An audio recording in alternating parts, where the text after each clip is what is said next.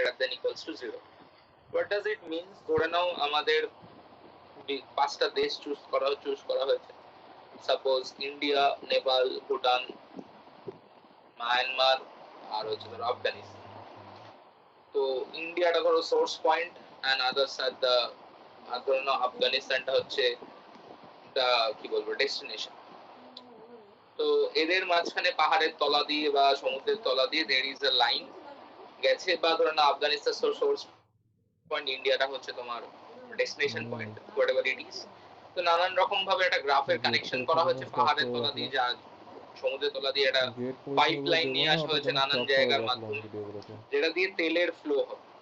আফগানিস্তান তেল ছাড়লে ইন্ডিয়া তেলটা পাবে। তো এই জায়গায় গল্পটা হচ্ছে এরকম যে we need to find or we need to explore the total system or the total graph to have the maximum flow of the oil Afghanistan to India. তো আমাদের এখানে এমন সবকটা path, every source and T path খুঁজে বার করতে হবে, এবং সেখান থেকে এক একটা জায়গায় এক এক রকম পাইপ বসানো হয়েছে। কোনোটার capacity something 10 litre per minute, কোনোটায় হয়তো 2 লিটার পার মিনিট। এবার কোন কানেকশন গুলো দেখে আমাদের বুঝতে হবে যে কি ফ্লো বা সোর্স আফগানিস্তান থেকে কতটা তেল ছাড়লে ইন্ডিয়া সবচেয়ে বেশি তেল পাবে সেটা বার করতে হবে। This is basically the network algorithm exist or Sage about this. তো দেখে নাও, যেটা বলা হচ্ছে যে আফগানিস্তানের মধ্যে মানে যেটা source, that has no any indegree edges, মানে ইনডিগ্রি 0, তাহলে তার থেকে কোনো ইনলেট এজ থাকবে না। And India, that is our destination, ওখানে কোনো রকম আউট ডিগ্রি এজেস থাকবে না, মানে হচ্ছে ওখান থেকে আর কোনো এজেস বেরোবে না। ঠিক আছে, এটা হচ্ছে গল্প। তো সেকেন্ডলি যেটা হচ্ছে লেখা আছে flow network is an integer valued function F defined on the edges of G satisfying 0 less than equals to f of u comma v less than equals to c of u comma v। এটার মানে হচ্ছে যেটা flow করবে একটা পাতের মাধ্যমে বা একটা টোটালটা মধ্যে দিয়ে, সেটার মধ্যে ক্যাপাসিটি, একটা পাতের যে ক্যাপাসিটি তার ইকুয়াল হতে পারে বা তার থেকে নিচে হতে পারে, তার থেকে বড় কখনোই হতে পারে না, এবং 0 থেকে বড় হবে, এটা বোঝাচ্ছে। তো এখানে দেখো একটা ফ্লো নেটওয়ার্কের ছবি জাস্ট দেয়া রয়েছে। Each edge u comma v has a non-negative edge capacity c of u comma v. If u comma v is not in E, assume c of u comma v is 0, মানে যদি কোনো রকম আমাদের একটা আলাদা কোনো পাথ যদি বলা হয়, সেরকম যদি কোনো পাথ না থাকে সেটা আমরা বলতে পারি। We have a source S and sink T, মানে যেটা হচ্ছে একটা সোর্স থাকবে আর একটা ডেস্টিনেশন থাকবে, সেটাকে T পাথ দিয়ে রিপ্রেজেন্ট করা হয়, T নোট দিয়ে।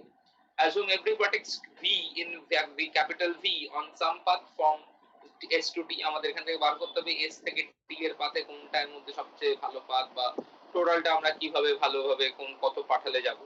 তো দেখতেই পাচ্ছ there is some set of edges, এবং এই এজেস গুলো দিয়ে আমাদের বুঝতে হবে, এবং আমাদের এই মিন কাট মানে ম্যাক্স মিন কাট মানে কি বলবো ম্যাক্স ফ্লো মিন কাট থিওরেমটা লাগাতে হবে। তো কিভাবে করতে হয় সেটা দেখাবো। তো তিনটে condition for the network flow যেটা আছে সেটা মনে রাখবে, যে capacity constraints, skew symmetry and flow conservation. কনজারভেশনটা কি আছে, তিনটে কন্ডিশন যেটা থাকবে রিয়েল ভ্যালুড ফাংশনটার হিসাবে। সেটা হচ্ছে ক্যাপাসিটি কনস্ট্রেন্ট মানে হচ্ছে যেটা ফ্লো করবে সেটা less than equals to C of you comma V, মানে ফ্লোটা ক্যাপাসিটি থেকে কম বা সেম হতে পারে। স্কিউ সিমেট্রি মানে হচ্ছে যদি আমি ফ্লো বলি 10 করেছে, তার মানে আমি বলতে পারি ধরো 1 to 2 পাতে যদি 10 ফ্লো করে, তার মানে 2 to 1 পাতে -10 ফ্লো করেছে। বেসিক্যালি অ্যাসোসিয়েট মানে নরমাল স্কিউ সিমেট্রি মানে এদিকে আমরা যদি বলি কারেন্টটা আপার সাইডে 10 ওহম 10 অ্যাম্পিয়ার পাস করছে, তার মানে নিচের দিকে -10 অ্যাম্পিয়ার পাস করছে, সেম হিসাব। এন্ড ফ্লো কনজারভেশন যেটা রয়েছে, ফ্লো কনজারভেশন যেটা সেটা হচ্ছে যে যদি আমি S to T একটা পাথ যদি কাট করি, মানে টোটাল ভার্টেক্স এর থেকে যদি একটা S to T পাথটাকে বাদ দিয়ে দিই, তাহলে যেটা পাবো যে টোটাল S, V যে পার্টটা রয়েছে সেটা আমি 0 পাবো। সেটার মানেটা আমি বোঝাচ্ছি। বেসিক্যালি জিনিসটা এরকম যে দেখো ওখানে কাট সেট আর কাট ভার্টিসেস এর গল্পটা যে তোমরা আশা করি অঙ্কে সবাই কাট সেট পড়েছো, কাট ভার্টিসেস আর কাট এজেস এগুলো পড়েছো, যেটা একটা ডিসজয়েন্ট সেট তৈরি করে দুটোকে। বা সেই জায়গা থেকে যেটা বলা যায়, যেটা ফ্লো কনজারভেশন যেটা বলছে সেটা হচ্ছে যে আমি যদি সব দিকের মানে S to T and T to S দুটোকেই যদি আমি কন্ট্রোল করি, আলটিমেটলি আমাদের নেট ফলটা 0 আসবে। সেটাই আর কি বোঝাচ্ছে, কারণ রেসিডুয়াল গ্রাফ বলে একটা জিনিস তৈরি হবে এখানে, যার জন্য এটা 0 আসবে। Secondly, the value of flow ফর্মুলাটা মনে রেখো যে এই just the value of flow is given by cardinality of f equals to v belongs to v, f of s, v equals to v belongs to v, f of v to t। মানে আমি যদি এর মাঝখানে যদি একটা v path থাকে, v vertex থাকে, s to v যাচ্ছে এবং v to t যাচ্ছে। মানে ধরো আমি এখান থেকে উল্টোডাঙা যেতে চাইছি, আমি হয়তো এখান থেকে ফার্স্টে যাচ্ছি হচ্ছে মানে শিয়ালদা যেতে চাইছি, এখান থেকে উল্টোডাঙা যাচ্ছি, উল্টোডাঙা থেকে ট্রেন করে শিয়ালদা যাচ্ছি, এটা ব্যাপার। তো সেটাই লেখা রয়েছে দেখতে। আচ্ছা, জেনারেলি তোমাদের পরীক্ষায় তোমাদের কনফিউশনের জন্য দুরকম ভাবে দিয়ে রাখতে পারে জিনিসটা। সেটা হচ্ছে এরকম, যদি একটা স্টেপ করে দিয়ে থাকে তোমাদের অঙ্কটাকে একটু সহজ যদি করে দিয়ে থাকে, তো জিনিসটা এরকম বলছে 10,9 যেটা বলছে, যেটা গ্রেটার ভ্যালু, মানে বেসিক্যালি মনে রাখবে ফার্স্ট একটা ক্যাপাসিটি দেয়, সেকেন্ড একটা ফ্লো দেয়। নট নেসেসারিলি এটা তোমাদের 10,9 হিসেবেই দেবে, এরকম ভাবেও দিতে পারে চাইলে 10/9, তার মানে হচ্ছে ফার্স্ট একটা ক্যাপাসিটি, সেকেন্ড একটা ফ্লো। এটা জেনারেলি কনফিউশনের জন্য দেয়। আমাদের ক্যাপাসিটিটা নিয়ে অতটা চিন্তা করার ব্যাপার নেই, আমাদের ফ্লোটা নিয়ে বুঝতে হবে, এবং হ্যাঁ এটা মেনটেন করে দেখতে হবে যে ক্যাপাসিটিটা ফ্লো এর থেকে ছোট আছে কিনা বা সেম আছে কিনা, that we have to check. The maximum flow problem যেটা, হ্যাঁ বলো স্যার। ক্যাপাসিটি আর ফ্লো এর লাস্টে ওটা কি বললে, ছোট হতে হবে কোনটা? ক্যাপাসিটিটা ম্যাক্সিমাম থাকবে, বড় থাকতে পারে, যে flow of you comma V less than equal to C of you comma V, এইটা যেন মেইনটেইন হয়। আচ্ছা, ঠিক আছে, মানে তোমার একটা পাইপে ধরে নাও 10 লিটার তেল যাচ্ছে, তুমি বলতে পারো 10 লিটার তেল পাঠানোর ক্ষমতা আছে, তুমি তো বলতে পারো না আমি ওখান থেকে 20 লিটার তেল পাঠিয়েছি, এটা ঠিক আছে। দেন যেটা ম্যাক্সিমাম ফ্লো প্রবলেম যেটা লেখা রয়েছে, মানে এটা আমি তোমাদের ইলাস্ট্রেট করছি পরে, তাহলে এই অঙ্কর যে প্রুফ গুলো আমি করে রেখেছি সেগুলো বুঝতে পারবে।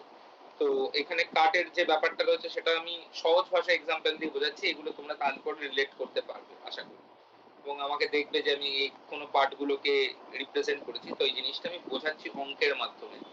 আর যেটা তোমাদের মুখস্থ করতে হবে সেই পার্টটা হচ্ছে যে flow of min cut with ডুয়ালিটির এই অঙ্কটা যেটা আমি করে রেখেছি প্রুফটা, এটা একটা আসে question, you have to just remember it. Then the Ford Fulkerson মেথডের এই ফর্মুলাটা c of you comma v minus f of you comma v, যেটা লেখা রয়েছে max flow min cut theorem হিসেবে সেটা। দেন যেটা ফোর্থ ফ্লুকারসন মেথডের অ্যালগোটা, and definition augmenting paths যেটা লিখেছে, যার রেসিডুয়াল গ্রাফ কি তৈরি হয় সেগুলো আমি পরে একটা একটা করে বোঝাচ্ছি, but you need to remember this things. আর ফোর্থ পারসন অ্যালগরিদমটা মুখস্থ করবে, মানে পড়ে নেবে। Proof of correctness of algorithm করতে হবে, অ্যালগরিদমটা ফাইনাইট কিনা, এই জায়গাগুলো পড়া আমি অঙ্কটার মাধ্যমে বোঝাচ্ছি হচ্ছে ম্যাক্স ফ্লো মিন কাটটা কি জিনিস। তো ম্যাক্স ফ্লো মিন কাটটা সহজ ভাষায় যদি আমি তোমাদের বোঝাই, অঙ্কটায় পরে আসছি, যদি ওই যে এতক্ষণ যেগুলো আমি বাদ দিয়ে দিলাম, এই যে যে জায়গাগুলো আমি বাদ দিচ্ছিলাম বলবো, তোমরা বুঝে যাবে। এখানে ম্যাক্সিমাম ফ্লো আর মিন কাটের গল্পটা এরকম। ধরো সাপোজ আমি এইখানে ছবিটায় S22 225 5 to T পাথটা চুজ করছি, এই পাথটায় তুমি দেখতে পাবে যে দেখাচ্ছে যে S থেকে 2 তে 10 লিটার তেল যায়, 2 থেকে 5 এ 9 লিটার তেল যায়, 5 থেকে T তে 10 লিটার ক্যাপাসিটি আছে। বাট ম্যাক্সিমাম দেখো তুমি এখানে যদি S থেকে 2 তে 10 লিটার তেলই পাঠিয়ে দাও, 1 লিটার ওয়েস্ট হবে হচ্ছে তোমার 2 to 5 যাওয়ার সময়, আর 5 এ সেই 9 লিটারই পৌঁছাবে, কিন্তু ওখান থেকে কখনো ওটা 10 লিটার পৌঁছাতে পারবে না, আমার প্রত্যেক সময় 1 লিটার করে তেল দেখো নষ্ট হচ্ছে। সেই কারণে আমরা একটা পাথ চুজ করে কি করব, মিনিমাম ফ্লোটাকে আগে চুজ করে নেব। What will be the minimum flow of the path of S to 2 2 to 5 2 to 5 to T 9, right? তাই তো?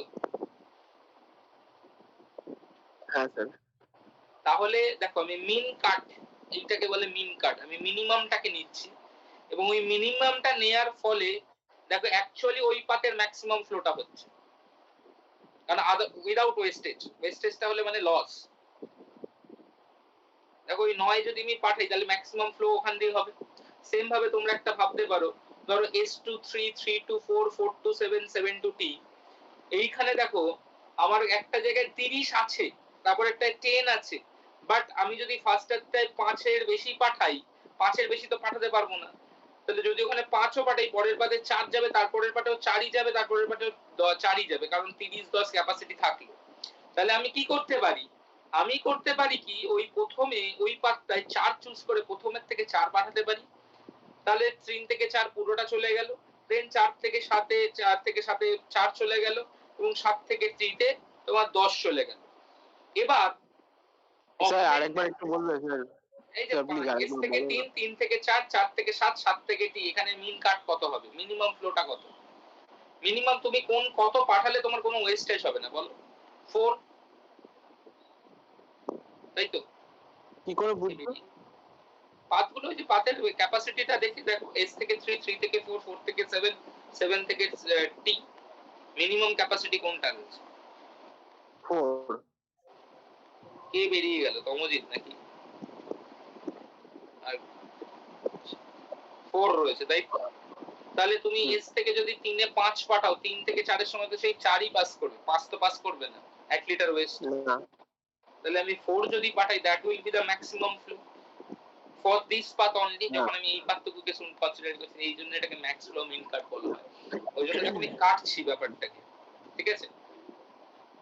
ওটাই লেখা রয়েছে, তো ওটাকেই প্রুফ করা রয়েছে সঙ্গে, যেটা ফোর্থ লোকাসের মেথড এবং অগমেন্টিং পাথসটা যেটা, সেটা হচ্ছে ধরো বেসিক্যালি অগমেন্টিং পাথ মানে হচ্ছে এরকম জিনিসটা, আলটিমেটলি রেসিডুয়াল গ্রাফ যেটা পাথ নিয়ে তৈরি হয় সেটাকে অগমেন্টিং পাথ বলে। মানে ব্যাপারটা হচ্ছে একটা ভার্টেক্স যদি আরেকটা ভার্টেক্স সোর্স ভার্টেক্স থেকে তেল পায় বা কিছু পায়, তাহলে সে একটা নোটিফিকেশন পাঠায় সোর্স ভার্টেক্সকে টু রিমেম্বার যে আমি কত পাঠিয়েছি ওই জায়গাটা। সেটা আমি অঙ্কের মাধ্যমে বোঝাচ্ছি। ধরো এই যে গ্রাফটা রয়েছে, এই গ্রাফটায় দেয়া রয়েছে হচ্ছে একটা পাথের টোটাল ক্যাপাসিটি গুলো দেয়া রয়েছে, ঠিক আছে? তো আমি এই রেসিডুয়াল, এইটা যে অরিজিনাল আমার গ্রাফটা রয়েছে, original residual network, this is original network and the original residual নেটওয়ার্কটা আমি পরে বার করব। সেটা হচ্ছে এই নেটওয়ার্কটার মধ্যে দেখো, আমি যদি ফার্স্টে আমি একটা পাথ চুজ করব, find any ST path in GX, তাহলে S থেকে 3, 3 থেকে 4, 4 থেকে T একটা এসটি পাথ হবে। একটু ইন্টারঅ্যাক্ট করো যারা জয়েন করে আছো, সবাইকে বলছি, ঠিক? দেন আমি এই পাত্তায় যদি তেল পাঠাই, what will be the minimum value বলো? 1। তাহলে দেখো ওই জন্য কি লিখেছি, determine the capacity delta of the path, মানে মিনিমাম ডেল্টা ক্যাপাসিটিটা বার করব, that is 1, since that unit flow in the path and update residual capacities। তাহলে দেখো আমি 1 যদি পাঠাই এই মুহূর্তে, তাহলে দেখো আমি কি হলো, S থেকে 3 এর মধ্যে 1 ইউনিট পাঠানো হয়ে গেল, তাহলে ওটা 2 হয়ে গেল। হ্যাঁ ঠিক, তাহলে দেখো 3 থেকে S এর দিকে একটা নোটিফিকেশন পাথ তৈরি হলো, that is called augmented path of which value, with a value of 1। Clear? না স্যার বুঝতে পারলাম না, এটা কি করলে? এখানে দেখো কত পাথ 1 যাবে, তাহলে S থেকে 3 তে তুমি যদি 1 পাঠাও, তাহলে কত হয়ে যাবে? S থেকে 3 এর ক্যাপাসিটিটা এখন 2। হ্যাঁ 3 থেকে তাহলে S এ 1 ইউনিট তেল পৌঁছেছে, তাই 3 একটা S এর দিকে একটা অগমেন্টেড করে একটা নোটিফিকেশন দিচ্ছে, আচ্ছা আমি তেল পেয়ে গেছি। কত ইউনিট তেল পেয়েছি? 1 ইউনিট, তাই এটা পাথ। আচ্ছা ঠিক আছে, এটাই অগমেন্টেড পাথ। এবং এই যে সবুজ কালারের যে গ্রাফ পাথগুলো দেখছো, এটা দিয়ে যে গ্রাফটা তৈরি হবে সেটাকে বলা হয় হচ্ছে রেসিডুয়াল গ্রাফ, ঠিক আছে? এবার দেখো 3 থেকে 4 এ 1 ইউনিটই ক্ষমতা আছে, তাহলে এই পাথটা কি 0 হয়ে গেল, তাই তো? হ্যাঁ তাই জন্য দেখো আমি ডটেড লিখেছি, ওই লাইনটা আমরা চাইলে মুছেও দিতে পারি। তাহলে 4 থেকে 3 এর দিকে কত আসবে? এটা 1 এর আসবে। 1 ওই জন্য 1টাকে আমি গ্রিন করে দিয়েছি, ওই জন্য ইচ্ছা করে ডটেড রেখেছি যাতে তোমরা মনে রাখতে পারো যে ওই পাথটা ভ্যানিশ হয়ে গেছে, ঠিক আছে? ভ্যানিশ হয়ে গেছে তো পাথটা, একই না বলো? কারণ 0 হয়ে গেছে, 0 হয়ে যাওয়ার মানে পাথ নেই। এবার দেখো তাহলে 4 থেকে T তে কি আরেক ইউনিট পাস হয়ে গেল, তাহলে T থেকে 4 এর দিকে কত একটা 1 এর আসা উচিত। হ্যাঁ ক্লিয়ার? এবার আমরা তাহলে আবার স্যার ওটাও তো 1টা, ওই 1 এর ওই পাঁচটাতে চলে যাওয়া উচিত। 2 থেকে 1 হলো, 2 থেকে 1 হলো, 2 থেকে 1 হলো, আর খেয়াল করি না 1 ছিল। ঠিক আছে। এবার আমাদের কি করতে হবে, আমাদের আরেকটা জিটি পাথ, আরো যত জিটি মানে S2T পাথ আছে সবটাকে খুঁজে বার করতে হবে। তাহলে দেখো আমরা একটা S2T পাথ নিতে পারি এরপর S থেকে 4, 4 থেকে 3, 3 থেকে T। কেন নিলাম 4 থেকে 3টা? কারণ দেখো আমার অলরেডি ওখানে যে রেসিডুয়াল গ্রাফটা তৈরি হয়েছে, that is have 1 capacity, right? হ্যাঁ স্যার। হ্যাঁ তাহলে আমরা দেখো এটাকে যখন নিচ্ছি তাহলে কি হবে, এস থেকে 1 ইউনিটই পাঠাতে পারবো, কারণ দেখো রেসিডুয়াল পাথটা যেটা তৈরি হচ্ছে, যেটাকে আমি এখন কনসিডার করছি, সেটা 1 ইউনিটের পাথ। হুম তাহলে 1 ইউনিটই পাঠাতে পারবো। তাহলে এস থেকে গেল কত 1, তাহলে এস থেকে 1 গেল, আবার 4 থেকে তাহলে একটা এস এর 1 থেকে আসবে। 1 এর দাগ এলো। 4 থেকে দেখো ওই দাগটা আবার কেটে গেল, কেটে কি হ্যাঁ। ভ্যানিশ হয়ে গেল, গিয়ে ওটা কি হয়ে গেল, একটা 3 তে 1 ইউনিট পাঠালো এবং 3 থেকে 4 এর দিকে একটা 1 এর গেল, রাইট? হ্যাঁ এবার একটা মনে রাখো, যদি রেসিডুয়াল গ্রাফকে রেসিডুয়াল মানে অগমেন্টেড পাথকে কনসিডার করে যদি তোমার আবার কনসিডার করো এবং সেই পাথটা যদি ভ্যানিশ হয়ে যায়, তাহলে ওই পাথটা টোটালি ভ্যানিশ হয়ে গেল, ঠিক আছে? মানে অগমেন্টেড পাথ, তাই জন্য দেখো আমি এটা কালারটা চেঞ্জ করে 1 করে দিলাম আবার ব্ল্যাকে। হ্যাঁ এন্ড 3 টু টি তে দেখো আবার 1 গেল, আরেকটা তাহলে 1 এর আসবে, ঠিক আছে? হুম এরপর দেখো আমি আবার একটা এসটি পাথ নেব, ধরো এস থেকে 4, 4 থেকে টি নিয়েছি, ঠিক আছে? এখন ওটা এক্সিস্ট করছে, 1 ক্যাপাসিটি আছে, তাহলে এখন আমি তেল পাঠাতে পারি। তাহলে এই যে ক্যাপাসিটি যেটা আছে সেটা যদি আমি পাঠাতে পারি, তাহলে দেখো আমার এস থেকে 4 এ যাবে কত, 1 যাবে 1 যাবে। তাহলে রেসিডুয়াল গ্রাফটা আপডেট হবে কত, 2, 2 আর ওটাও 1 যাবে, রেসিডুয়াল গ্রাফটা আপডেটেড হবে কত, 2। তাহলে দেখো আমি এই পাতটাকে সরিয়ে দিয়েছি, ভ্যানিশই হয়ে গেল।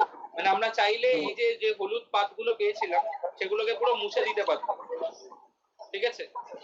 ক্লিয়ার? দেখো আর কোনো এসটি পাথ পড়ে আছে কিনা, আমরা একটা এসটি পাথ পাচ্ছি, দেখো এস থেকে 3, 3 থেকে শুধু টি, কারণ দেখো ওখানে এখনো 2 আর 1 ক্যাপাসিটি রয়েছে, রাইট? হ্যাঁ তাহলে আমি আবার 1 ইউনিট পাঠাবো, তাহলে হয়ে যাবে কি রেসিডুয়ালের 2, আবার এখানে 1 ইউনিট পাঠালাম, আবার হয়ে গেল রেসিডুয়ালের 2, রাইট? এবার তোমাদের একটা মজার ব্যাপার বলে দিতে পারি, এটা একটা শর্টকাট। মনে রাখো এই যে এস থেকে 4, যখন আমরা এস থেকে 4, 4 থেকে 3, 3 থেকে টি পাথটা চুজ করেছিলাম, তখন রেসিডুয়াল পাথটাকে মানে অগমেন্টেড পাথটাকেই তো একটা অরিজিনাল পাথ হিসেবে চুজ করেছিলাম। হ্যাঁ তারপর যখন ওটা ভ্যানিশ হয়ে গেছিল, তখন মাথায় রাখবে যে ওই নেটওয়ার্কে ওই ভ্যারিয়েশনে আর কোনো পাথ পাবে না, মানে S to 3, 3 to 4, 4 to T আর জেনারেলি পাথ তৈরি হয় না। If you choose a residual path or মানে augmented path as an original path, and after that if it is vanish once, then most of the cases এর ক্ষেত্রে ওই যে পাথটা ধরে কাজটা করছে বা ওই ভার্টেক্স কে ধরে যে কাজটা করছে, ওই ভার্টেক্সের দুটো ভার্টেক্সের মধ্যে আর জেনারেলি কোনো পাথ এক্সিস্ট করে না।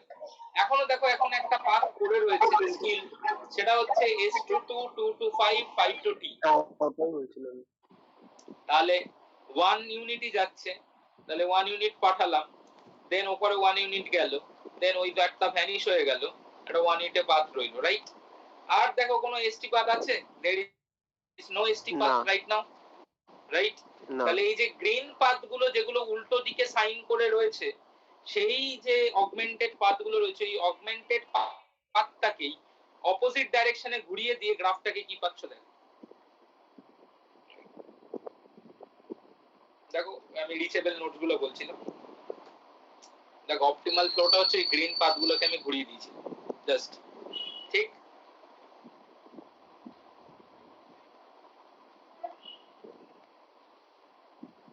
হ্যালো, গ্রিন পাথগুলো মানে যেগুলো আমরা উল্টো দিকে ঘোরাচ্ছিলাম ওগুলো যেগুলো আমরা পেলাম ক্যালকুলেট করে, সেই গ্রিন পাথগুলোকেই দেখো জাস্ট উল্টো দিকে ঘুরে S to T করে দাও, T to S আছে ওটাকে S to T করে দাও। আচ্ছা এবার তাহলে 2 + 2 4, 4 + 1 5, 5 আর 2 7, 7 আর 2 9, 9 আর 2 11, তাহলে টোটাল ফ্লোটা হচ্ছে 11।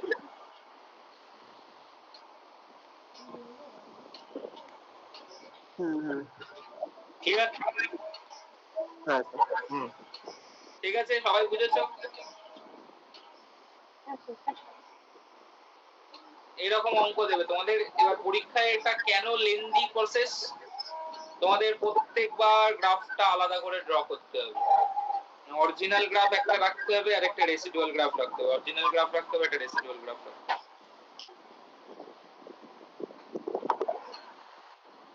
যখনই পরীক্ষায় দেয় এটা আসবে ব্লু ব্ল্যাক পেন ইউজ করবে, ধরো ব্লু দিয়ে অরিজিনাল গ্রাফটা আঁকবে আর ব্ল্যাক দিয়ে রেসিডুয়াল পাথগুলো আঁকতে আঁকতে থাকবে, ঠিক আছে? ক্লিয়ার? আচ্ছা বোঝাতে পারলাম তাহলে এটা? হুম। তাহলে ফোর্থ কোশ্চেন হয়ে গেল, এটা তো পুরো হয়ে গেল। তাহলে ম্যাক্স ফ্লো মিন কাট কেন বলে বুঝে গেছো কি?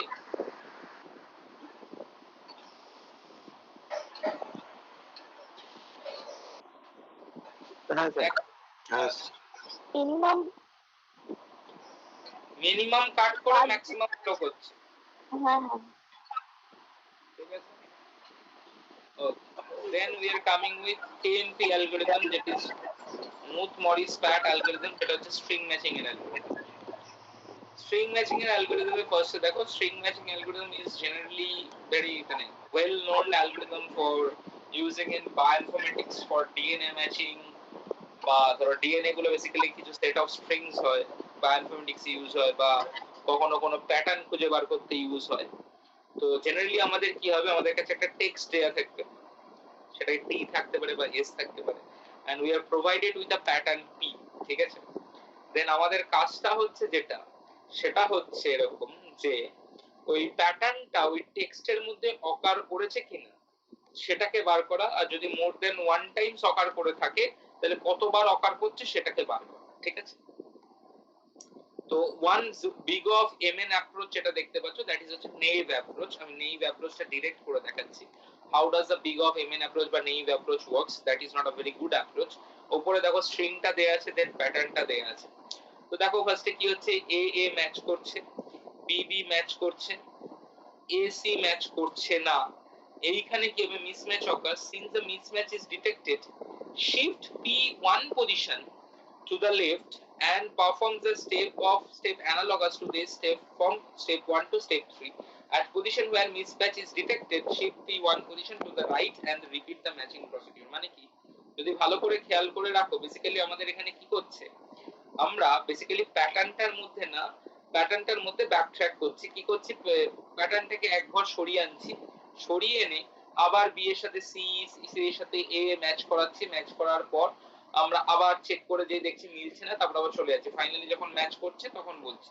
তো এটা ড্রব্যাকটা দেখো লেখা আছে, if m is the length of the pattern p and n is the length of the string, the matching time order is big of m, and this is certainly very slow running algorithm. What makes this approach so slow, in fact, elements of S with which comparison had been performed earlier are involved again and again in comparisons in some future iteration. For example, when mismatch 3 is detected for the first time in comparison P of 3 and comparison S of 3, the pattern P would be moved one position to the right and the matching procedure would resume from here. Here the first comparison that would take place would be between P0A and S1B. Basically ব্যাপারটা হচ্ছে কি হচ্ছে, দেখো আমি তোমাদের একটু ওখানে বোঝাই। এই জায়গাটায়, এই যে ধরো এইখানটায় ম্যাচ করলো, এইখানে ম্যাচ করলো, এরপর এই যে ম্যাচ করলো না, এইখানে আবার কি বলতো, এই সি এর সাথে এই এটা ম্যাচ করবে ফার্স্টে, দেন আবার সি এর সাথে বি টা ম্যাচ করবে, মানে সি এর সাথে এ ম্যাচ করবে, তারপর সি এর সাথে বি ম্যাচ করবে, দেন ম্যাচ করবে না, তারপর আবার সরবে।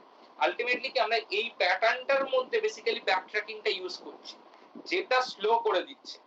আমাদের কি করতে হবে, আমাদের প্রবাবিলিস্টিক একটা ক্যালকুলেশন করতে হবে, বা এই প্যাটার্নটা দেখে আমাদের বুঝতে হবে যে যদি কোনো একটা জায়গায় মিসম্যাচ অকার করে তাহলে আমরা কোন পজিশনে বা কতটা ব্যাকট্র্যাক করব বা কতটা শিফট করাবো একটা প্যাটার্নকে, সেটা বার করব।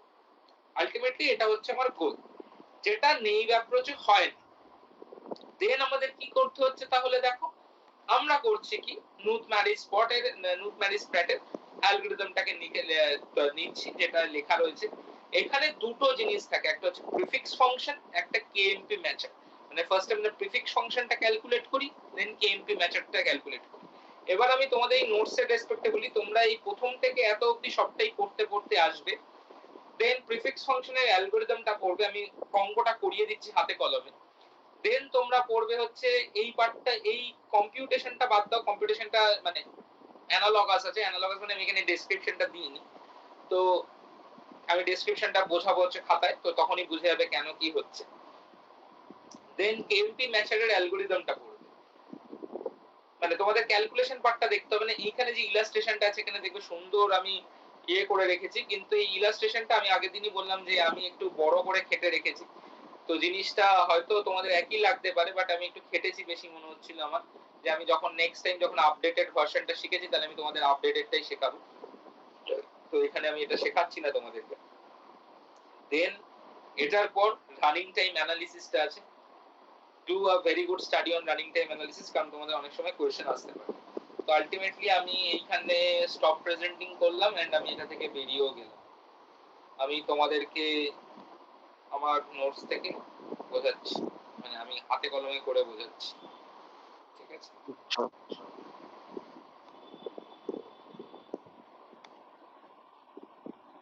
কোনগুলো পড়তে হবে তো বলে দিলাম।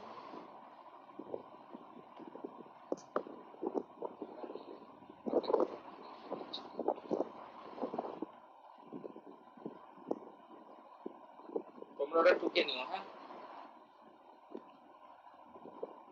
নোটস নাই।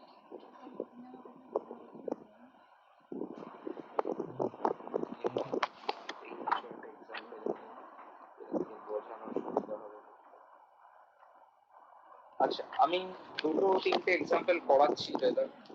তো ফার্স্টে তোমাদের প্রিফিক্স ফাংশনটা বোঝানোর জন্য একটা এক্সাম্পল আমি করছি, ঠিক আছে?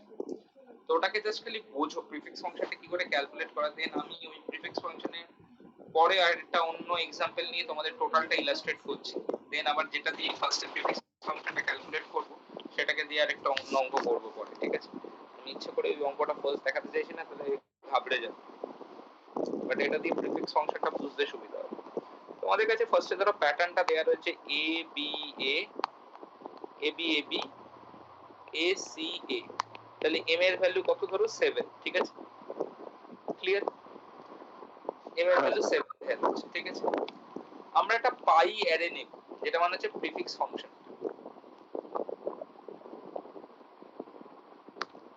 যেটা কি হচ্ছে এই m equals to 7 এর সাইজের খুলবে 0 1, মানে এখানে মনে রাখবে যেটা যেটা আমি ভুল করি বারবার, সেটাই এখন করতে চলেছি, যে এইখানে মনে রাখবে কখনোই 0 থেকে ইন্ডেক্সিংটা শুরু হবে না, ঠিক আছে? 1 2 3 4 5 6 7 এটা যেন মাথায় থাকে। Indexing can't be started with 0, ক্যালকুলেশনে করা আছে, ক্যালকুলেশনে প্রবলেম আসবে, ওই জন্যই করছি, কারণ 0 থেকে করলে আবার এইখানে এটাকে তোমাকে 0 থেকে ধরতে হবে, কারণ জেনারেলি এখানে 1 থেকে ধরতে হয়, তাই জন্য, ঠিক আছে? তো এই হলো গল্প, ঠিক আছে? ফর্মুলা আমি পরে বলছি, আগে অ্যাকচুয়ালি বোঝাই কিভাবে কাজ করে। তো দেখো আমাকে বেসিক্যালি কি করতে হবে, এই যে যেটা দেখছিলে প্রিফিক্স অ্যারেটা, বেসিক্যালি আমাকে সাফিক্স এন্ড প্রিফিক্স খুঁজে বার করতে হবে এক একটা প্যাটার্নে, ঠিক আছে? এইখানটায় তোমরা ফার্স্ট টাইম যখন করছো মানে বোঝার জন্য প্যাটার্নটাকে লিখে নিতে পারো এর তলা দিয়ে A B A B A B A B A B A C, ঠিক আছে? আমি ফার্স্টে P1 মানে এই P1 মানে এটা, রাইট? এ, তুমি এর আগে কখনো কি এ দেখেছো? এর আগে এই প্যাটার্নে কি কখনো এ দেখেছো? না না, দেখিনি, তাহলে এখানে লিখবো হচ্ছে 0, pi1 equals to 0, ঠিক আছে? P2 তে যাব, P2 তে কি দেখছি এ বি, তুমি এ বা বি কখনো কি দেখেছো এর আগে? এ দেখেছি। এ দেখেছো, বাট বি কি দেখেছো? দেখিনি তো, ফার্স্ট টাইম বি দেখছি, তাহলে pi2 ও হচ্ছে 0, ঠিক আছে? এবার pi3 মানে p3 যখন করব, তাহলে দেখো তো কি আসছে এ বি এ, তাই তো, হ্যাঁ কি না? হ্যাঁ, কোন পজিশনে দেখেছো বলো তো? এটা লাস্ট খালি ভ্যালুটা দেখো, দেখো এ বিটা তো এইখান থেকে এলো, আমি যদি দেখো এইখানে এখন আমি বেসিক্যালি খুঁজছি, যখন আমি বড় বড় করে যাচ্ছি আমি যে লাস্ট যে অ্যাড অনস গুলো হচ্ছে সেটাকে আগে কোথাও দেখে এসেছি কিনা সেটাকে আমি খোঁজার চেষ্টা করছি। আমি ধরো কোনো একটা সিচুয়েশনে গিয়ে ধরো পেলাম, ধরো এরকম P10 ধরো সিচুয়েশনে ধরো আমার এরকম এসে A B A B A B বা A B C D, মানে ধরো এরকম এসে A B C D A B, তাহলে আমি বলতে পারি আমি A B কে দেখেছি P2 তে, তাহলে আমি বলতাম এখানে সেই 10 নম্বর লোকেশনে 2 লিখতাম। ঠিক আছে, তাহলে এখানে আমি কত লিখবো বলো তো? A দেখেছি না, তার মানে আমি বলতে পারি P3 আমি একটা কি খুঁজে পেয়েছি, প্রিফিক্স খুঁজে পেয়েছি, and that is A, right? এই যে প্রিফিক্স খুঁজে পেয়েছি, তাহলে আমি পাই অফ 3 তে এই প্রিফিক্সটা কোন পজিশনে আছে? 1 পজিশনে আছে, তাই 1 লিখি। ক্লিয়ার? মানে পজিশন অনুযায়ী লিখছি নাকি, মানে কোন পজিশনে পজিশন আছে? অনুযায়ী লিখছি, পজিশন অনুযায়ী লিখছি। P4 A B A B বলো তো কি খুঁজে পেলাম? দেখো শুধু B কি ছিল কোন জায়গায়? শুধু একা B এক্সিস্ট করছে কোন জায়গায়? শুধু B ছিল না, এক্সিস্ট করছে না। তাহলে দেখো তো এবার AB চেক করো, AB এক্সিস্ট করছে কোন জায়গায়? P2 কোন জায়গায় করছে বলো তো? এইখানে করছে, তাই না? P2 তে। তাহলে পাই 4 কি লিখবো? 2। ক্লিয়ার? আচ্ছা, এবার পাই P5 A B A B A, দেখো কিছু পাচ্ছ? শুধু A এক্সিস্ট করছে কোথায়? 1 এ, বাট শুধু A B B A exist করছে না। A B A এক্সিস্ট করছে কোন জায়গায় দেখো তো? P3 তে। P3 তে। কেন আমি 3 নিলাম? কারণ 3 ইজ গ্রেটার, তাই জন্য 3 টাকে গ্রেটার নেব। ঠিক আছে, কারণ মোস্ট রিসেন্টটাকে নেওয়ার চেষ্টা করতে হবে। তাহলে কত? 3। তাহলে এখানে কত আসবে? 3। এখানে বলো তো এই জায়গাটা খুব ইজি, মানে মনে হবে তোমাদের খুব মজাদার লাগবে। বলো তো এই সিটা কি হওয়া উচিত? বলো দেখি বুদ্ধি করে। 0 হওয়া উচিত। কারেক্ট। কেন কি আমি কোন জায়গায় পাইই নিছি, রাইট? কিন্তু তাহলে P7 এ এইটা কি হওয়া উচিত? AB AB AB C A, তাই তো? নাকি আমি ভুল লিখলাম? 1 হওয়া উচিত। একটা A থাকবে না? AB AB AB AC A না? হ্যাঁ, AB AB তো 1 হওয়া উচিত। এটা 1 হওয়া উচিত। কারণ কি দেখো CA বলে কিছু নেই, BACA বলে কিছু নেই, BAC বলে কিছু নেই, A বলে একটা পাচ্ছি, যেটা পাচ্ছি কোথায়? 1 এ, তাই 1। ক্লিয়ার? তাহলে পাই কিউর ফর্মুলাটা অ্যাকচুয়ালি KMP লিখেছিল, মানে নুট মডিফাইড এইটা লিখেছিল, যেটা নোটসে লেখা নেই। Max of K less than equals to Q and P of K is equivalent to P of Q, মানে prefix of P of Q, এটাকে prefix of বলে। ঠিক আছে, এই ফাংশনটাকে, এই যে নোটেশনটা দেখছো এটাকে prefix of নোটেশন বলে। আচ্ছা, ঠিক আছে, বুঝতে পারলে কি করে বার করতে হয় প্রিফিক্স ফাংশনটা? আচ্ছা, মানে তোমরা যদি কেউ লজিক লিখে রাখতে চাও, মানে এটা তোমরা আপাতত লিখতে পারো বা পরেও টুকতে পারো, কারণ আমি একটা অন্য অঙ্ক ফার্স্টে করাবো তারপর এটা, কারণ আমার এইটা যে স্ট্রিংটা বা ট্রিক্সটা মনে করছে সেটার মধ্যে ম্যাচ অকার করবে না, কিন্তু সেটা তোমাদের খুঁজে বার করতে হবে কিভাবে, তাই জন্য ফার্স্টে ওটা করাতে চাই না। আমি একটা অন্য অঙ্ক করাচ্ছি তোমাদেরকে। ঠিক আছে, ফার্স্টে আচ্ছা পাই ফাংশনটা যেটা, সেটা প্যাটার্নটা রয়েছে হচ্ছে P A A B A, m এর ভ্যালু 5। ঠিক আছে, আমি চাইবো তোমরা এটা সলভ করো এবং তোমরা আমাকে বলো যে কিভাবে স্যার লিখবো।